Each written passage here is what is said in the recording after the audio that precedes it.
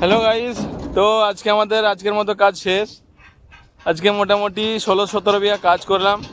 এখন কাজের যা পরিস্থিতি, কাজ করাও যা যুদ্ধ করাও তাই দুটোই এক।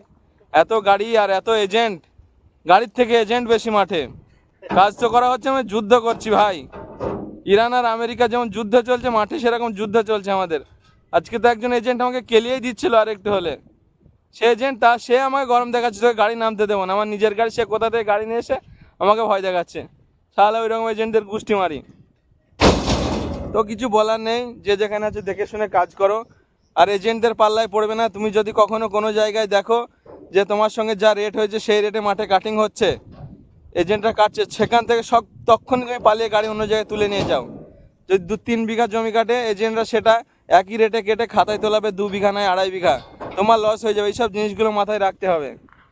আর এখন আমাদের কাজ শেষ, বাড়ি চলে যাব। এই দেখো কেরামত ভাই তুলছে, কেরামত ভাই সিঁড়ি নামাচ্ছে এখন। কেরামত ভাই একবার তাকাও। ও কেরামত ভাই, কেরামত ভাই ফেটিং গিয়েছে, ধুলো প্রচুর।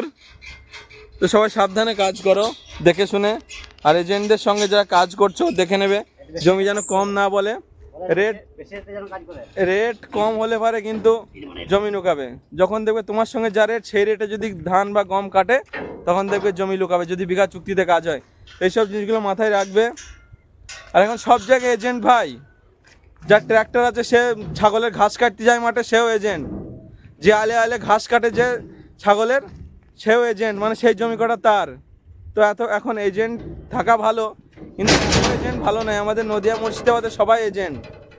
তো কিছু বলার নেই, যে মাঠে মনীষ যায় সেও এজেন্ট। তো আজকের ভিডিও এই পর্যন্ত, দেখা হচ্ছে আর পরবর্তী ভিডিওতে।